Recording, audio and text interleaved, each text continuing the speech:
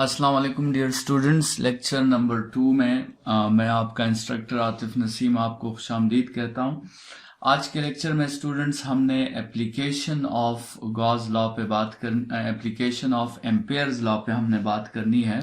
हमने पिछले लेक्चर में डिस्कस किया था कि एम्पेयर्स लॉ के एप्लीकेशन जो है वो ये है कि इसके हेल्प से हम मैग्नेटिक फील्ड इंटेंसिटी जो है वो फाइंड करते हैं। तो इस लेक्चर में हम दो डिफरेंट सिचुएशंस में मैग्नेटिक फील्ड इंटेंसिटी जो है वो फाइंड करेंगे। सबसे पहले हम पहले सिचुएशन में मैग्नेटिक फील्ड इंटेंसिटी फाइंड करेंगे due to a straight wire, और दूसरे सिचुएशन में फिर हम मैग्नेटिक फील्ड फाइंड करेंगे ड्यू टू सोलोनाइड।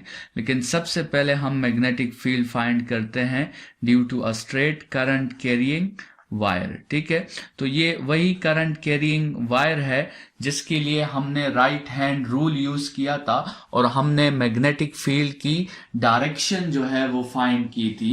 तो आज के लेक्चर में हमने उसके लिए मैग्नीट्यूड जो है वो फाइंड करना है। तो स्टूडेंट्स प्रोसेस कुछ यूं है कि लेट्स सपोज आपके साथ ये एक वायर है और इस वायर में आपके साथ जो है एक करंट फ्लो हो रही है। ठीक है, एक करंट फ्लो हो रही है आई, और आपसे क्वेश्चन में कहा गया है कि at this point P find the magnetic field intensity. इस पॉइंट P पर आप मैग्नेटिक फील्ड इंटेंसिटी को फाइंड करें। तो स्टूडेंट्स आपके साथ स्टेप्स अवेलेबल है। सबसे पहला स्टेप आपका है कि आपने अपने लिए एक एम्पीरियन पाथ कंसिडर करना है। तो एम्पीरियन पाथ जो है उसमें हमने कहा था कि एम्पेयर्स लॉ की ये खासियत है कि पाथ का जो साइज है और पाथ का जो शेप है वो इम्पॉर्टेंट नहीं है। तो it is all our choice कि हम कैसे पाथ कंसिडर करते हैं और उसका शेप कैसा होना चाहिए। लेकिन सिर्फ ये बात जरूरी है कि वो पाथ आपके साथ एक 2D क्लोज्ड पाथ हो। ये बात मस्ट है। आप सर्कल ले सकते हैं, रेक्टेंगल ले सकते हैं, ट्राइंगल ले सकते हैं।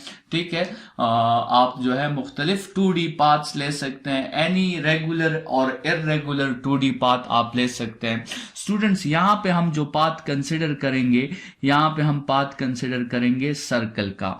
यहाँ पे लेट्स सपोज इस तरह मैं एक पाथ कंसिडर करूंगा जो आपके साथ बिल्कुल एक सर्कल है। ठीक है, तो ये जो मैंने पाथ कंसिडर कर लिया, बिल्कुल मैंने सर्कुलर पाथ जो है वो कंसिडर कर लिया। ठीक है, तो इस सर्कल को कंसिडर करते वक्त मैंने दो बातों का ख्याल रखा है। पहली बात जो मैंने जो है अपने जहन में रखी है वो ये है कि ये पॉइंट P जो है, पॉइंट P आपके साथ इसी सर्कल पे लाई करता है। Point P lies on our Amperian path. हमने जो पाथ कंसिडर किया है उसमें पॉइंट P जो है वो हमारे साथ उसी पाथ पे लाई करता है। और दूसरी बात जो हमने ऑलरेडी डिस्कस की थी कि हमने ऐसा शेप कंसिडर करना है कि स्टेप नंबर 3 में कॉस थीटा हमारे लिए जो है कोई इश्यूज क्रिएट ना करें, कॉस थीटा हमारे लिए मुश्किलात क्रिएट ना करें। ठीक है, तो इसका भी हमने ख्याल रखा है। ये जो शेप मैंने सर्कुलर ली है, ये मैंने इसलिए सर्कुलर ली है कि जब मैं थर्ड स्टेप में B.L फाइंड करूंगा, B.L, तो उस वक्त जो है जब इस फॉर्मूला को मैं ओपन करूंगा तो वो BL cos थीटा होगा। और मैंने जो ये शेप कंसिडर किया है इसमें एंगल हमेशा आपके साथ 0 के इक्वल होगा। स्टूडेंट्स, कैसे एंगल हमेशा 0 के इक्वल होगा? लेट्स सपोज ये आप कंसिडर करें कि ये हमारा एम्पीरियन पाथ है जो हमने कंसिडर किया, बिल्कुल सर्कुलर, और इस वायर, ये दरमियान में ये डॉट जो आपको नजर आ रहा है ये वायर है, और इस वायर से जो करंट है वो लेट्स सपोज ऊपर की तरफ जा रहा है, वो आउट ऑफ द पेज है। और ऊपर की तरफ जा रहा है, ठीक है। तो इस वायर का करंट जो है वो आपके साथ आउट ऑफ द पेज है। तो इस केस में जो राइट हैंड रूल होगा उससे जो मैग्नेटिक फील्ड की डायरेक्शन होगी वो आपके साथ ये डायरेक्शन होगी, और ये डायरेक्शन लेट्स सपोज आप इसे कहेंगे कि ये एंटी क्लॉकवाइज डायरेक्शन है। तो जो आपके साथ मैग्नेटिक फील्ड बनेगी, सर्कुलर मैग्नेटिक फील्ड आपके साथ बनेगी, और वो इस तरह जो है आपके साथ प्रोपिगेट होगी, ठीक है। और इसके बाद जो है वो तीसरा लाइन लेट्स सपोज हम यहां पे ड्रॉ कर लेते हैं, ये आपके साथ उसका मैग्नेटिक फील्ड का तीसरा लाइन आ गया। ये ब्लू मार्कर पे जो आपको लाइन नजर आ रहा है ये मैग्नेटिक फील्ड का लाइन है, और ग्रीन मार्कर पे जो आपको लाइन नजर आ रहा है ये हमारा एम्पीरियन पाथ है। और आप देखते जाएं जिस तरह मैग्नेटिक फील्ड का पाथ जो है वो, जिस तरह मैग्नेटिक फील्ड का सर्कल बढ़ रहा है, तो एग्जैक्टली वो ब्लू लाइन जो होगा वो हमारे एम्पीरियन पाथ के बिल्कुल ऊपर आ जाएगा।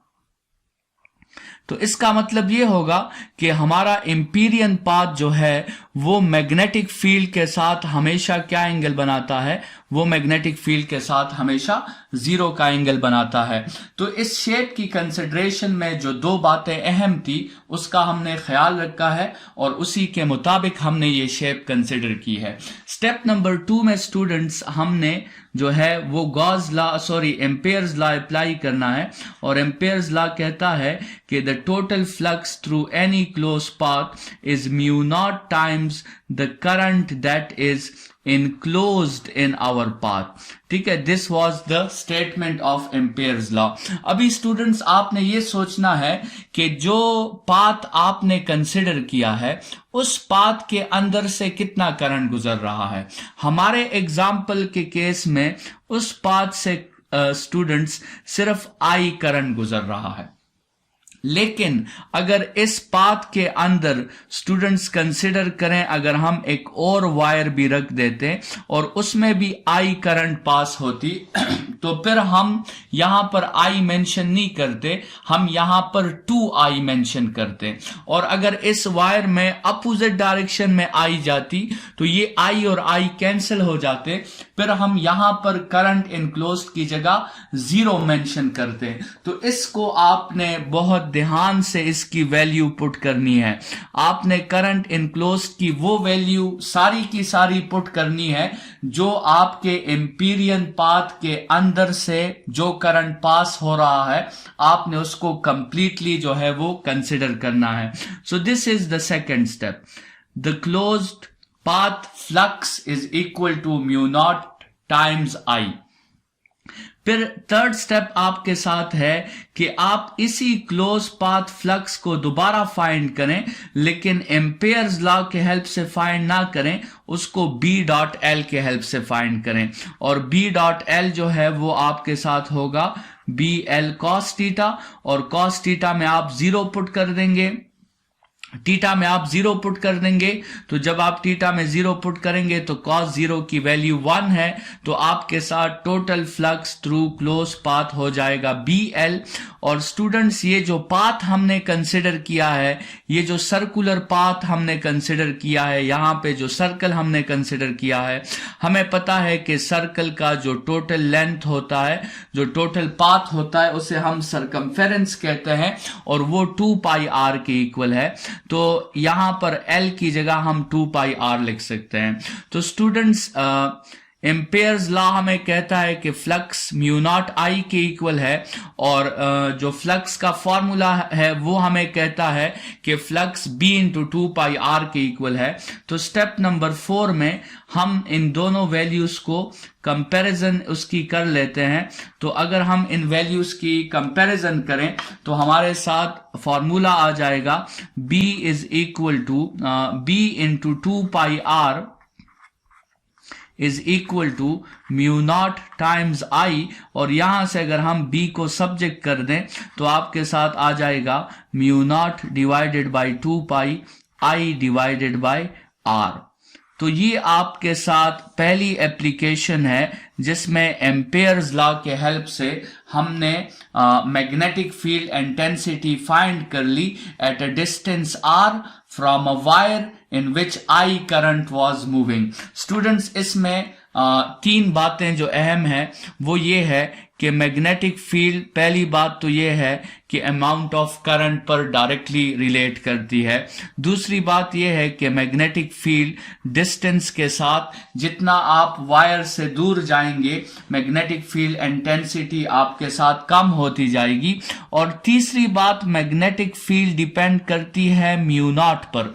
जितना जो है म्यू नॉट आपके साथ मीडियम की एक प्रॉपर्टी है और इसको हम परमेबिलिटी कहते हैं, और ये इसको हम डिफाइन ऐसे करते हैं कि it is the property of a medium to accept magnetic field. ठीक है, ये मैग्नेटिक फील्ड को एक्सेप्ट करने की प्रॉपर्टी है। तो स्टूडेंट्स, जितना मीडियम एक्सेप्ट करेगा उतना आपके साथ फील्ड स्ट्रांग बनेगी, जितना करंट ज्यादा होगा उतनी फील्ड स्ट्रांग बनेगी, जितना आप वायर के करीब जो है वो फील्ड को फाइंड करने की कोशिश करोगे उतनी आपके साथ फील्ड जो है वो स्ट्रांग बनेगी।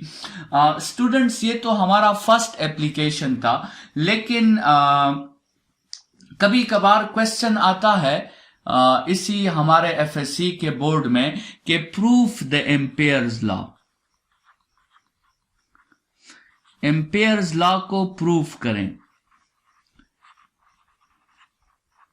एम्पेयर्स लॉ को जो है आप प्रूफ करें।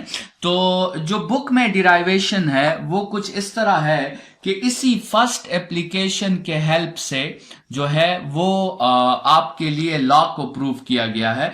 अगरचे ये डिराइवेशन बहुत इलॉजिकल है, ये लॉजिकल सेंस नहीं बनाता, क्योंकि ये जो फॉर्मूला है ये तो असल में एम्पेयर्स लॉ का एप्लीकेशन है, और इस एप्लीकेशन से आप लॉ को प्रूव करोगे तो ये बात जो है बिल्कुल सेंस नहीं बनाती। एप्लीकेशन से अगर हम लॉ को प्रूव करने लगे तो वो तो हमेशा प्रूव होगी, क्योंकि वो एप्लीकेशन उसी लॉ से डिराइव हुई है। तो जो क्वांटिटी किसी स्टेटमेंट से डिराइव हो जाती है वो तो फिर उस स्टेटमेंट को कभी गलत साबित नहीं कर सकती। तो एप्लीकेशन से अगर हम लॉ को प्रूव करेंगे तो वो तो हमेशा प्रूव होगी, उसमें तो गलत होने के कोई चांसेस ही नहीं है। मतलब लेट सपोज आप कंसिडर करें फॉर एग्जांपल कि एक लॉ है कि x + 1 = 10। लेट सपोज ये एक लॉ है और हमने इसको सॉल्व करके एक एप्लीकेशन निकाला और वो एप्लीकेशन था x = 9। तो स्टूडेंट्स, आपको क्या लगता है ये एप्लीकेशन अगर मैं इस लॉ में पुट कर दूंगा तो ये लॉ कभी गलत साबित होगा? ये लॉ तो कभी भी गलत साबित नहीं होगा, क्योंकि एप्लीकेशन के हेल्प से लॉ कभी भी गलत साबित नहीं हो सकता। तो अगर गलत साबित नहीं हो सकता मतलब फिर हम ये तरीका कम से कम अप्लाई नहीं कर सकते। एप्लीकेशन के हेल्प से हम किसी मेन स्टेटमेंट को प्रूव नहीं कर सकते। लेकिन अक्सर औकात क्वेश्चन आता है कि आप जो है इसे प्रूफ करें। तो अगर आपने प्रूफ करना है स्टूडेंट्स तो आपने इसी प्रोसेस को रिवर्स वे में ले जाना है। रिवर्स वे में आपने कैसे ले जाना है? फिर आपने क्या कहना है? फिर आपने कहना है कि लेट्स सपोज एक वायर है जिसमें करंट जा रही है I। अभी इसमें I करंट जा रही है तो आपके साथ मैग्नेटिक फील्ड भी बन रही है according to right hand rule. यहां पे क्या बनेगी? मैग्नेटिक फील्ड बनेगी। तो आपने पहली बात ये करनी है कि मैग्नेटिक फील्ड जो बन रही है वो डायरेक्टली प्रोपोर्शनल टू करंट है, इक्वेशन 1। फिर आपने कहना है कि वो मैग्नेटिक फील्ड जो बन रही है वो इनवर्सली प्रोपोर्शनल टू डिस्टेंस है, इक्वेशन 2। फिर आपने तीसरे स्टेप में इन दोनों को कंबाइन कर देना है और वो आ जाएगा B is proportional to I/R।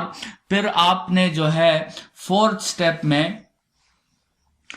Step में आपने कांस्टेंट लगा देना है, और कांस्टेंट का तो आपको पहले से पता होगा कि कांस्टेंट क्या है। कांस्टेंट है μ0 / 2π पाई, तो mu naught divided by 2 pi I divided by R. और फिर स्टूडेंट्स 5वें स्टेप में आपने इस 2 पाई आर को लेफ्ट हैंड साइड पे मल्टीप्लाई कर देना है।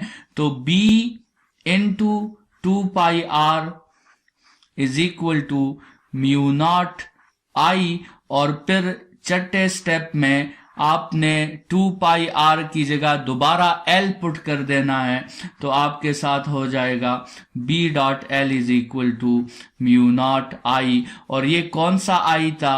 ये वो आई था जो इनक्लोज था। तो इसी तरह आप 6 स्टेप्स में एम्पियर्स लॉ के एक एप्लीकेशन से एम्पियर्स लॉ को प्रूव कर सकते हैं।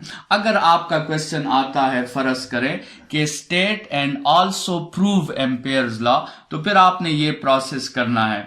अदरवाइज ये जो रिलेशन है ये एम्पियर्स लॉ की एप्लीकेशन है, और एप्लीकेशन से किसी स्टेटमेंट को प्रूव करना ये बात जो है वैलिड नहीं है, ये बात जो है आर्ग्यूएबल नहीं है। इसमें कोई शक नहीं है कि एप्लीकेशन से हमेशा आपका स्टेटमेंट ट्रू साबित होगा, कभी ये गलत साबित नहीं हो सकता। ठीक है, तो ऐसा मैकेनिज्म आप अप्लाई नहीं कर सकते फिजिक्स में जिसमें गलत साबित होने के चांसेस ना हो, हमेशा ट्रू साबित होने के चांसेस हो। बहरहाल फर्स्ट एप्लीकेशन भी हमने पढ़ ली, और ये बात भी हमने पढ़ ली कि अगर एम्पियर्स लॉ का हमारे साथ प्रूफ आता है तो वो प्रूफ हमने फिर कैसे करना है। स्टूडेंट्स, इसके बाद जो है हमारी सेकेंड एप्लीकेशन जो एम्पियर्स लॉ की है, फर्स्ट एप्लीकेशन जो थी वो तो ये थी कि finding magnetic field intensity due to a straight current carrying wire. तो जो सेकेंड एप्लीकेशन हमारे साथ है, सेकेंड एप्लीकेशन हमारे साथ ये है कि हमने मैग्नेटिक फील्ड इंटेंसिटी फाइंड करनी है due to solenoid. Magnetic field intensity हमने फाइंड करनी है ड्यू टू सोलोनाइड। तो स्टूडेंट्स, सोलोनाइड हमने कहा था कि एक वायर को हम किसी इंसुलेटिंग मटेरियल पर टर्न्स दे देते हैं, और इस पूरे सेटअप को हम सोलोनाइड कहते हैं। और इस चैप्टर में हमने कहा था कि हम इसे सोलोनाइड कहेंगे, और नेक्स्ट चैप्टर नंबर 5 में एसी क्वांटिटीज में इसी शेप को फिर हम इंडक्टर कहते हैं। ठीक है, तो ये इसके नाम है। सोलोनाइड भी आप इसे कह सकते हो और इंडक्टर भी आप इसे कह सकते हो। और हमने इस चैप्टर के स्टार्ट में कहा था कि जब इस सोलोनाइड से करंट गुजरती है तो फिर इसके लिए भी हम राइट हैंड रूल यूज करते हैं, और उस राइट हैंड रूल के मुताबिक इस सोलोनाइड में बिल्कुल स्ट्रेट जो है मैग्नेटिक फील्ड बनती है ऐसे।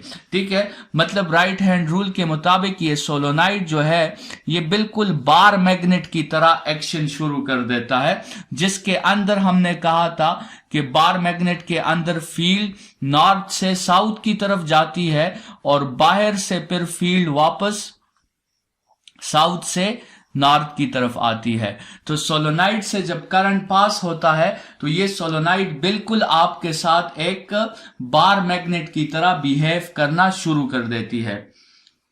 तो स्टूडेंट्स, अभी इस सोलोनाइड के लिए हमने मैग्नेटिक फील्ड इंटेंसिटी फाइंड करनी है, लेकिन सबसे पहले इस सोलोनाइड के लिए जो डेटा आपको पहले से गिवन होगा उसकी हम थोड़ी सी बात कर लेते हैं।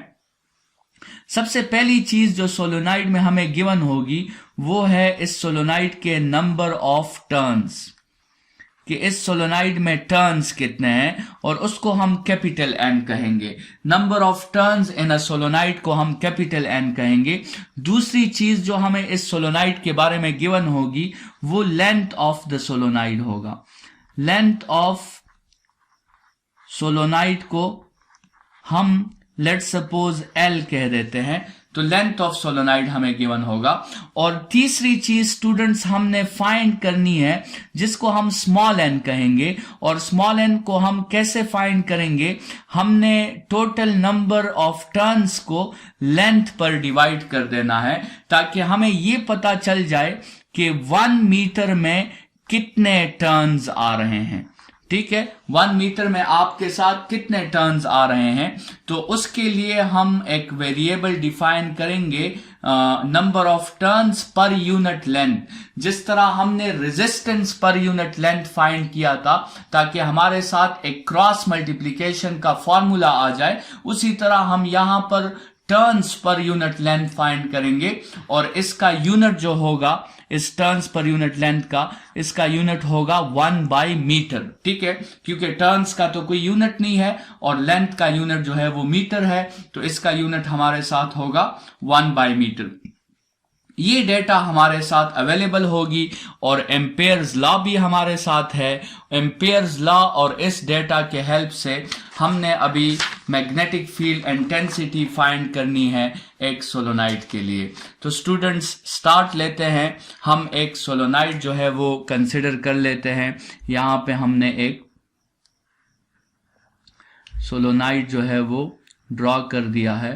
ये हमारे साथ एक सोलोनाइड है जिसमें लेट्स सपोज हमने n टर्न्स बनाए हैं और इस सोलोनाइड की लेंथ जो है वो L है और इसके लिए हमने स्मॉल n भी फाइंड किया हुआ है जो कि आपके साथ है number of turns per unit length. और आपसे कहा गया कि बिल्कुल इस सोलोनाइड के दरमियान में, इस सोलोनाइड के अंदर एक पॉइंट है जिस पे आपने मैग्नेटिक फील्ड इंटेंसिटी जो है वो फाइंड करनी है। तो स्टूडेंट्स हम स्टेप्स का आगाज करते हैं। स्टेप्स में सबसे पहला स्टेप हमारे साथ ये है कि हमने एम्पीरियन पाथ को कंसिडर करना है। एम्पीरियन पाथ, और यहां पे स्टूडेंट्स जो एम्पीरियन पाथ मैं कंसिडर कर रहा हूं वो मैं कंसिडर कर रहा हूं रेक्टेंगल। ठीक है, रेक्टेंगल में यहां पे कंसिडर कर रहा हूं एक ऐसा पाथ, लेट्स सपोज यहां पे मैं ड्रॉ कर देता हूं। ये पाथ मैं कंसिडर कर रहा हूं इस तरह का।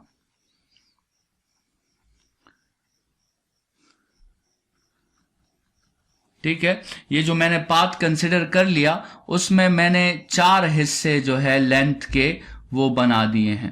ठीक है, ये वो 4 हिस्से हैं जो क्लोज पाथ है आपके साथ। लेट्स सपोज पॉइंट ए से मैं गया पॉइंट बी की तरफ, सी की तरफ, डी की तरफ और वापस में ए की तरफ आ गया।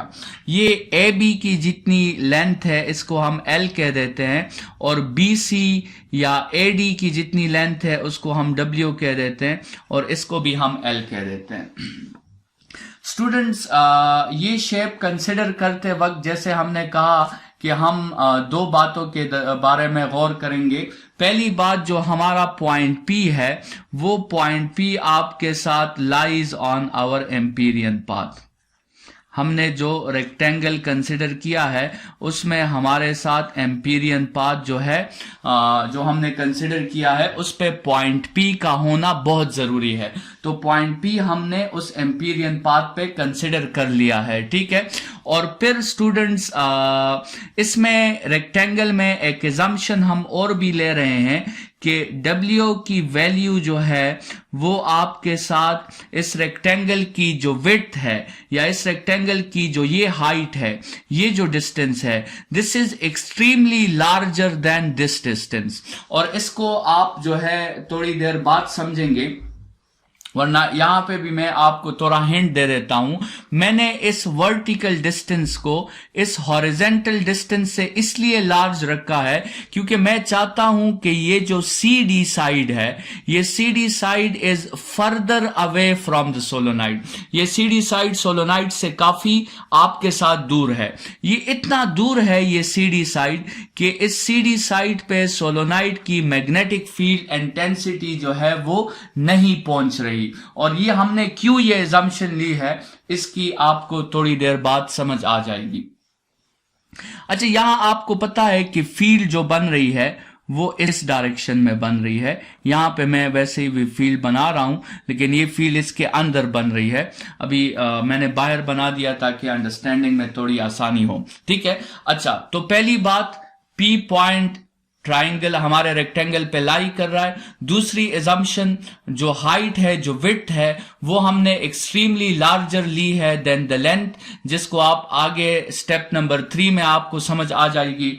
और जो कॉस थीटा है स्टूडेंट्स, वो हमारे लिए इशू नहीं बनाएगा। कॉस थीटा हमारे लिए इसलिए इशू नहीं बनाएगा कि देखें ये लेंथ देख लें, ये लेंथ आपके बी को पैरेलल है, तो एक तो आपका एंगल 0 बन रहा है। अच्छा ये लेंथ देख लें, ये लेंथ और बी में 90 एंगल बन रहा है, तो 90 एंगल भी आपके लिए मसला नहीं बना रहा। ये जो लेंथ है ये बी के साथ 180 का एंगल बना रहा है, तो वो भी इतना इशू नहीं है। और ये जो लेंथ है ये बी के साथ 270 डिग्रीज का एंगल बना रहा है। तो आपके साथ जितने भी एंगल्स बन रहे हैं वो कॉस थीटा आप उसके लिए आसानी से कैलकुलेट कर सकते हैं। तो आपके साथ थर्ड स्टेप में कोई इशू जो है वो मौजूद नहीं होगा। तो ये आपका पहला स्टेप हो गया एम्पीरियन पाथ। स्टूडेंट्स दूसरा स्टेप जो है वो आपने flux through close path find करना है with the help of Ampere's law. और एम्पेयर्स लॉ कहता है कि flux through close path is equal to mu naught times the current that is enclosed. तो स्टूडेंट्स अब जरा आप सोचें कि आपने जो शेप कंसिडर किया है उसमें कितनी दफा करंट एंटर हो रहा है। स्टूडेंट्स इस हमारे डायग्राम में देखें तो देखें करंट यहां से आ रहा है, एक दफा वो हमारे इस क्लोज पाथ पे एंटर हो गया, फिर पीछे से निकलकर दोबारा एंटर हो गया, फिर पीछे से निकलकर तीसरी दफा एंटर हो गया, और ये पीछे से निकलकर चौथी दफा एंटर हो गया।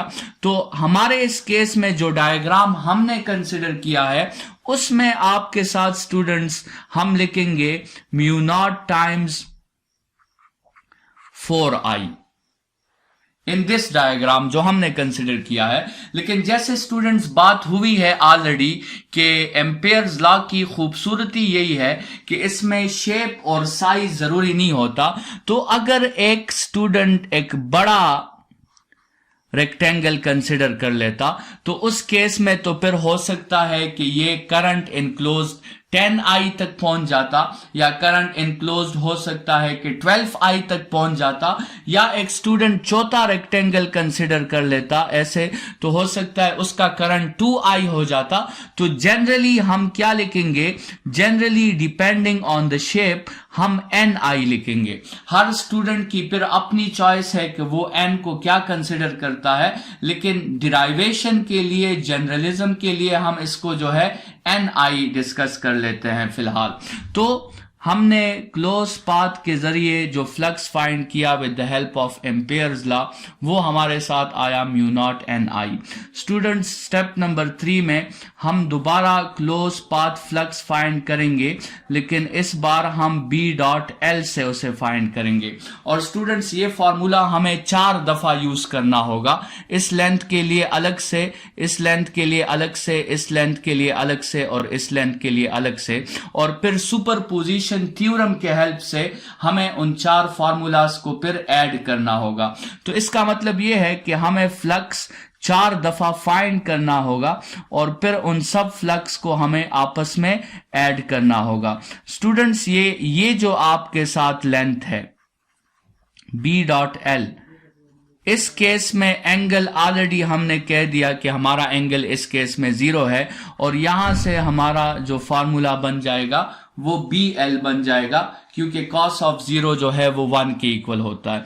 स्टूडेंट्स ये जो W का आप अगर B के साथ डॉट प्रोडक्ट लें और आप B लेट्स सपोज W और साथ में आपने क्या लिखना है cos ऑफ 90, क्योंकि दूसरा एंगल आपका 90 है, तो cos ऑफ 90 आपके साथ 0 के इक्वल है। स्टूडेंट्स अब इस लेंथ की बात करें, यहां पे हमने अभी ये बात एक्सप्लेन करनी है। स्टूडेंट्स वैसे अगर ये विड्थ जो है ये आपके लेंथ से काफी ज्यादा ना होता तो फिर यहां पर हमें cos ऑफ 180 पुट करना होता, और हमें जो है फिर क्या लिखना होता, माइनस BL लिखना होता।